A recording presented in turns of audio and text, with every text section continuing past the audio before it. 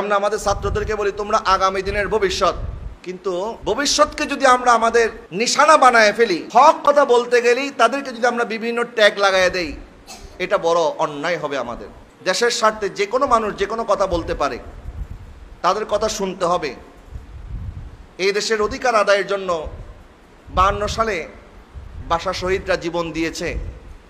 71 সালে মহান মুক্তিযুদ্ধে আমাদের 30 লক্ষ মানুষ শাহাদাত বরণ করেছে, 2 লক্ষ মা বোন নিজের ইজ্জত দিয়েছে, যেন এই দেশে কোনো বৈষম্য না থাকে, এই দেশের প্রত্যেকটা মানুষ যেন অধিকার ফেরত পায়।